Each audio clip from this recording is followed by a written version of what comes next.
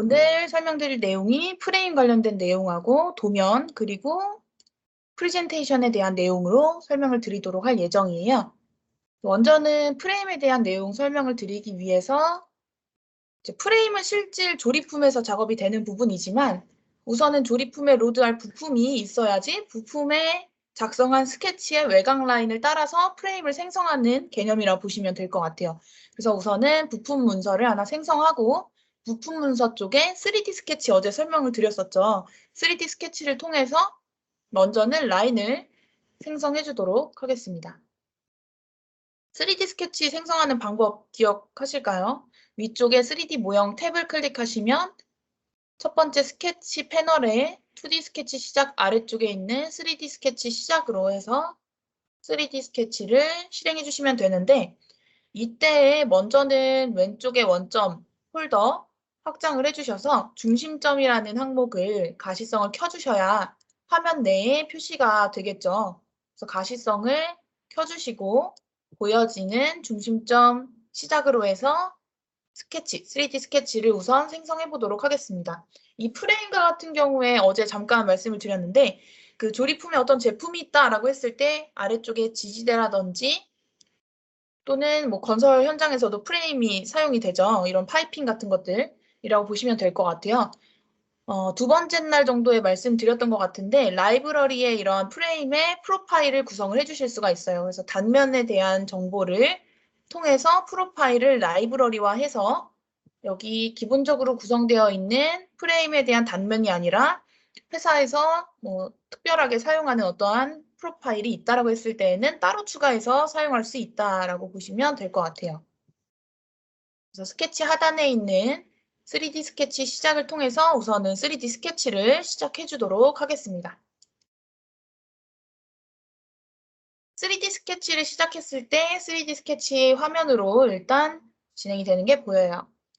이 상태에서 선을 실행해서 그 어제 제가 이제 교재 내용에 대해서 말씀을 드렸는데 교재 내용 쪽에 보시게 되면 그리기로 이 정확히 입력이라는 옵션이 있어요. 이런 옵션을 통해서 진행하고자 하시는 분은 옵션을 활용해서 해주시면 될 것 같고 저는 어제 진행했던 것처럼 똑같이 단순히 여기 중심점부터 시작해서 직각 옵션 켜져 있는 상태로 스케치를 진행하도록 할게요. X축으로 선을 그려주고 Y축으로 마찬가지로 선을 그리고 꼭 아래쪽에 있는 부분과 수직한 위치에 그리려고 하다 보면 정확하게 위치가 잡히지 않기 때문에 임의적 위치에 일단 클릭을 해놓고서 처음 시작했던 중심점을 클릭합니다. 그렇게 되면 일단 이러한 사각형 형상이 생성이 되죠. 치수는 나중에 넣도록 할게요. 마찬가지로 아래쪽에도 Z방향 쪽으로 클릭을 해주시고 X방향 쪽으로 클릭해 주시고 이 사각형이 작성되어 있는 오른쪽 끝 코너부에 클릭을 해주시면 마찬가지로 아래쪽에도 이렇게 사각형이 형성됩니다. ESC 눌러주신 후에 다시 한번 엔터를 눌러주시면 모든 기능들이 모든 인벤터 내에서 모든 기능들이 종료가 돼서 ESC로 종료가 된 후에 다시 엔터를 누르면 해당 기능이 다시 한번 실행이 된다라고 이해를 해주시면 될 것 같아요. 위쪽 이 오른쪽 옆면에 있는 사각형의 끝점, 왼쪽 끝점과 또 여기 허공에서 Z방향으로 허공을 클릭해주고 아래쪽의 사각형의 끝 코너부를 클릭해주시면 이렇게 또 사각형이 하나 생성돼요. 이 상태에서 회전을 해서 살펴보면 내가 원하는 방향대로 정확히 그려졌다라는 게 확인이 되죠. 이 상태에서 다시 한번 또 엔터를 눌러주시면 선이 또 실행됩니다. 엔터 클릭해서 마찬가지로 나머지 부분들도 대략적으로 형상 작업을 해줍니다.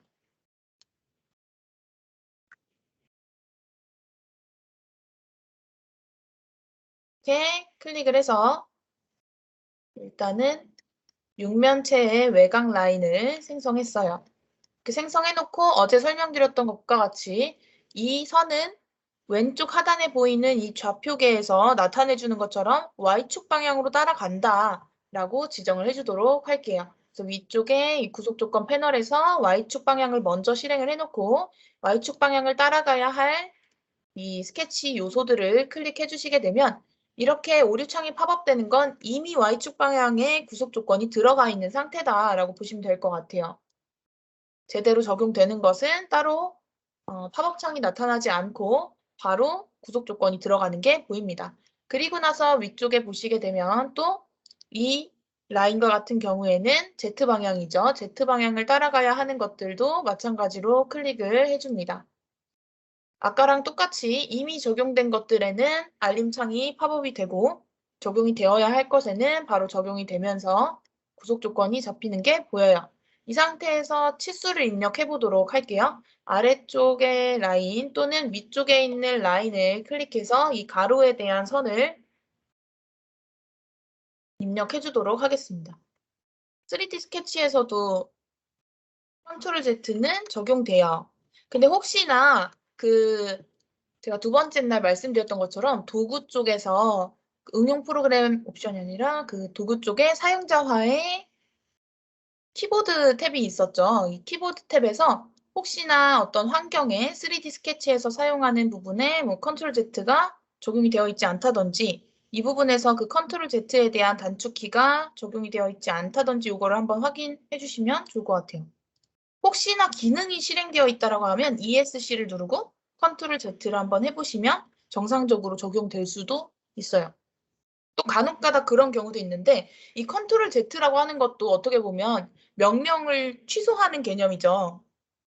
내가 어떠한 라인을 그렸다가 라인을 그리지 않은 상태로 돌아가라 라고 하는 명령이기 때문에 이런 명령에 대한 파일 크기를 얼마까지 이 PC에서 계속 누적시켜 놓을 거냐라는 게 지정이 되어 있어요. 그래서 그것도 한번 살펴보면 도구 탭의 응용 프로그램 옵션에 보시면 여기에 명령 취소에 대한 파일 크기라는 게 지정이 되어 있어요. 이 값이 혹시나 작을 경우에 너무나 작을 경우에는 500이나 200이나 이럴 경우에는 파일을 제가 작업하다가 전으로 돌아가야 할 때 이 크기가 그만큼 누적이 되지 않을 뿐더러 인벤터를 열어서 새로이 열 때에도 이 값이 너무 작기 때문에 오류가 발생할 수 있어요. 그래서 이 값은 웬만하면 큰 값, 2020은 한 8000까지는 적용이 되는 것 같아요.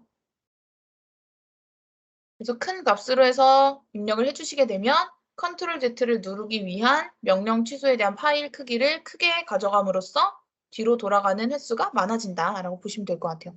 혹시 그 컨트롤 Z 정상적으로 진행되셨나요? ESC 누르고 나서? 그럼 이 상태에서 일단 치수를 입력해 주도록 하겠습니다. 가로에 대한 이 길이 값을 입력을 하는데 이 길이 값을 3000으로 입력을 해볼게요. 3000. 그리고 이 세로에 대한 길이 값을 2500으로 입력을 해보겠습니다.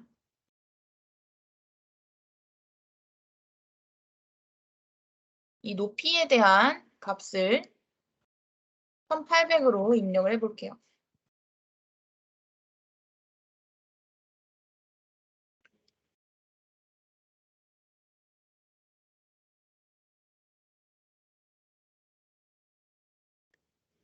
이렇게 직육면체가 생성이 되었고 각 라인은 클릭해서 드래그를 했을 때 이동되지 않는지 이걸 한번 확인해 주시면 좋을 것 같아요.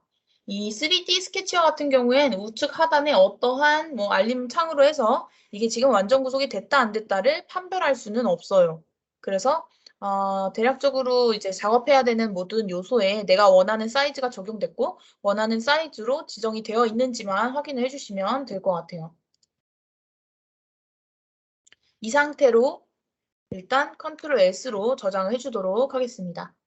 첫 번째 창에서는 스케치를 종료해야 저장할 수 있습니다. 라는 창으로 보시면 돼요. 그래서 확인 클릭을 해주시면 저장 창이 팝업이 됩니다. 그럼 어제 이제 A 프로젝트로 해서 생성했던 폴더에 저장을 해주도록 할게요. 이쪽에 프레임 올격이라는 이름으로 지정을 해서 파일을 저장하도록 하겠습니다. 그럼 이 부품 파일에는 어떠한 형상 정보도 없고 오로지 스케치 라인만 있다고 보시면 될 것 같아요. 이 상태로 저장해 주시게 되면 스케치 라인만 있는 상태로 부품 파일이 저장이 되고 그 다음에 이 창은 닫아주시고 새로 만들기에 스탠다드 IAM으로 조립품 문서를 하나 생성하도록 하겠습니다. 저 같은 경우는 그 스타일 라이브러리에 읽기 쓰기를 해서 계속 문서를 생성할 때 라이브러리 관련된 오류가 발생되는 상태예요. 조립품에서는 먼저 부품 문서를 로드를 합니다. 그래서 프레임 작업을 할 때 꼭 이 스케치가 작성된 이 부품을 맨 첫 번째로 로드해야 되는 건 아니에요. 그래서 어떤 제품이 이미 조립품으로 생성이 되어 있다라고 하는 경우에는 조립품을 먼저 로드를 한 다음에 그 다음에 그 조립품 내에 스케치로 작업한 그 스켈레톤 그 프레임에 대한 골격 파일을 로드를 하고 그 위에 이제 프레임 작업을 해도 무관해요. 순서는 상관없으니까. 근데 지금은 어떤 제품이 있는 상태는 아니어서 이 상태에서 위쪽에 조립 탭에 배치를 실행하도록 할게요. 배치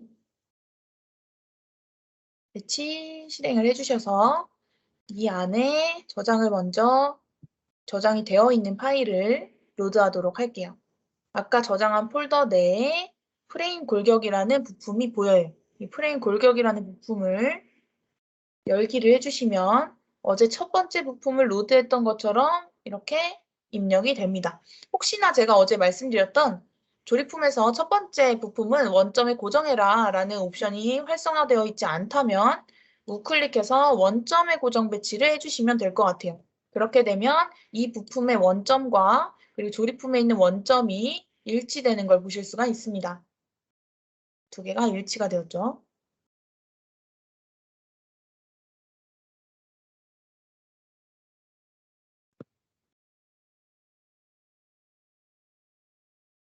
그럼 이렇게 일치된 상태에서 위쪽에 어제 말씀드렸던 설계 탭을 보시게 되면 설계 탭에는 프레임 삽입이라고 하는 버튼이 있어요.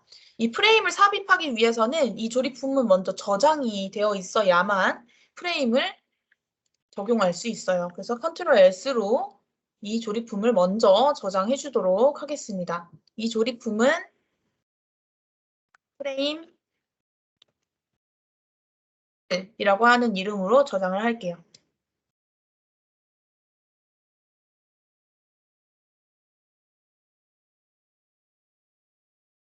그리고 나서 다시 설계 탭에 프레임 삽입을 클릭합니다. 그렇게 되면 지금은 파일이 저장된 상태였기 때문에 왼쪽에 프레임을 어떠한 스펙으로 해서 어떤 스펙의 프레임을 입력할 건가에 대한 옵션을 설정하는 부분이 보여요.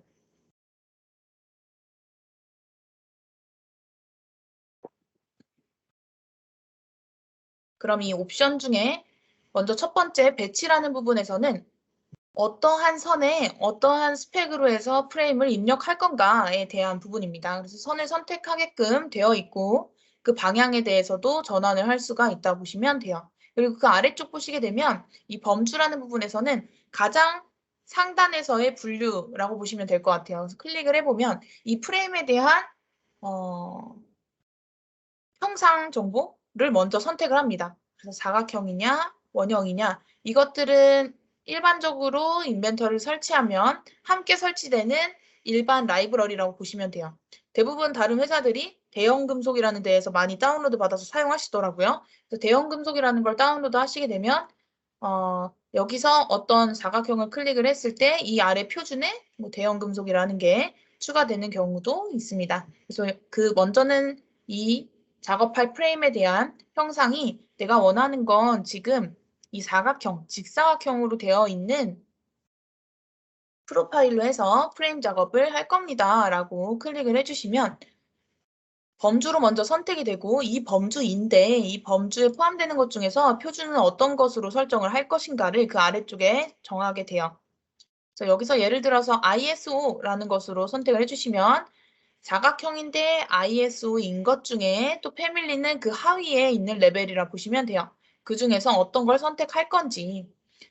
일단은 이렇게 아래쪽에 선택되어 있는 상태로 라인 위에 마우스를 올려보게 되면 이 스펙대로 여기에 형상 정보가 이렇게 표시가 됩니다. 너무 작네요.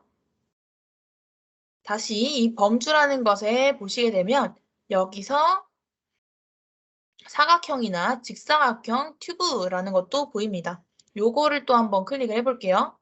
마찬가지로 ISO로 되어 있는데 20 곱하기 20 곱하기 몇 이렇게 나와 있는 게 보여요. 지금은 1000단위로 되어 있기는 해서 100 곱하기 100이라는 것을 한번 지정해 보도록 할게요. 그리고 나서 이 위에 올려보니까 이렇게 단면이 보이네요. 이런 단면으로 해서 이렇게 입력이 될 거야 라는 게 시각적으로 보여요. 그럼 이 상태에서 이 라인 하나만 클릭해 보도록 하겠습니다. 라인 하나를 클릭하니까 라인이 파란색으로 바뀌면서 형상이 아까 봤던 프로파일의 단면은 이렇게 생긴 건데 이 라인을 적용하면 이런 형상으로 해서 프레임이 생성될 거예요 라는 게 보여요. 이 프레임 단면 쪽을 한번 보시게 되면 프레임 단면에는 일단 점이 이렇게 8개로 구성된 게 보여요. 9개네요. 여기 가운데까지 해서는. 여기서는 이 프레임의 단면에 포인트들이 있는데 지금 이 라인에 있는 위치에 어떤 포인트랑 일치시킬래? 라고 물어보는 거라 보시면 돼요.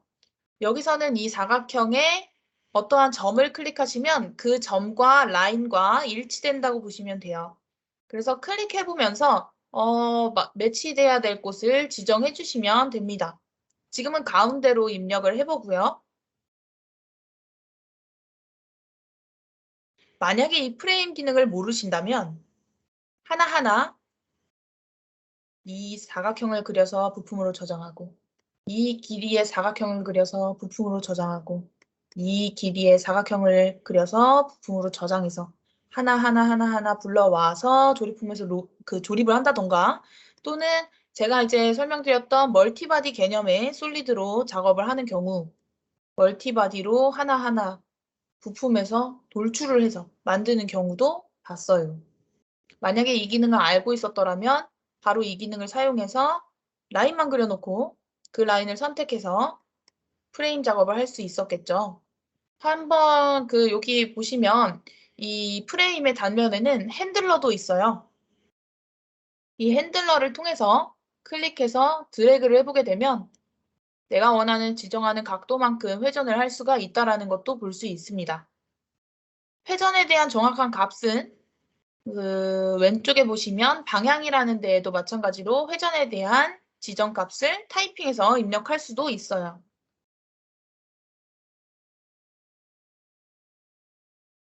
영도로 한번 입력을 하고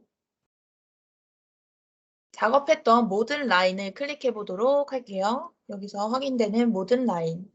내가 지금 몇 개의 라인을 클릭하고 있다라고 여기 개수에서 확인하실 수가 있습니다. 그래서 총 12개의 라인을 클릭해 주시면 될 것 같아요. 이상하게 간혹 가다가 정확하게 스펙을 입력했는데 이 스펙에 따른 프레임의 형상이 화면에 안 보여요 라는 경우가 있어요. 그런 경우에는 이 프레임이 인벤토 현재 버전에 사용하기 적합한 버전으로 업데이트가 되지 않았다거나 또는 프레임 파일이 손상돼서 그런 문제가 발생될 수 있어요. 그럴 때에는 그 디자인 데이터라고 하는 폴더가 있는데 그 폴더를 다른 분께 받아서 제 PC에 다시 입력을 해주게 되면 정상적으로 프레임을 입력할 수 있습니다. 인벤터 2020 버전에서도 마찬가지로 한번 열어서 보여드리도록 하겠습니다. 방금은 2022 버전이죠. 2022 버전에서는 왼쪽에 이런 패널로 구성이 되어 있는데 창이 따로 나와요. 2020은. 그래서 2020으로 다시 한번 보여드릴게요. 그러면 스케치에 대한 부분은 따로 말씀은 안 드려도 되겠네요. 어차피 그 프레임에 대한 부분만 말씀드리면 되니까.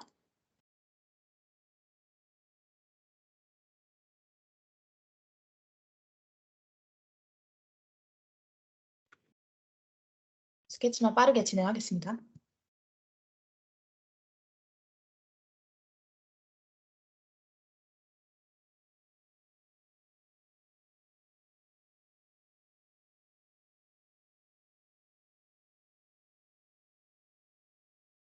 하면 일단 이런 사각 박스가 아까랑 똑같이 구성이 되었고 약간 인터페이스는 생긴 건 비슷한데 세부적인 것들이 조금 많이 개선이 되어서 보시면 일단 여기도 똑같이 저장은 하라고 문구가 팝업돼요. 조립품에서도 마찬가지로 저장을 일단 해줘야 되고, 여기도 똑같이 일단은 프레임이라고 저장을 할게요.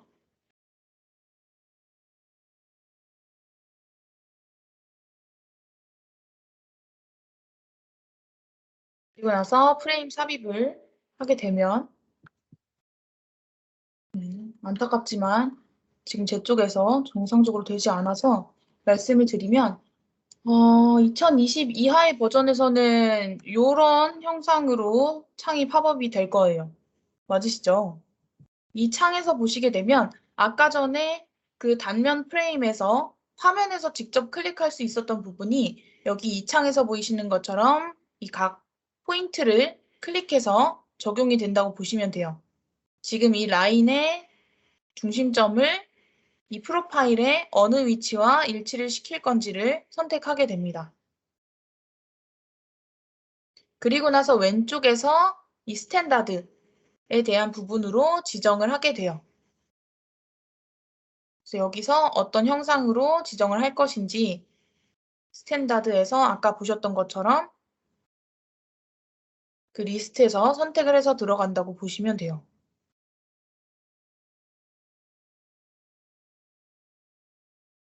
마찬가지로 회전에 대한 값도 이쪽에서 입력이 된다고 보시면 됩니다.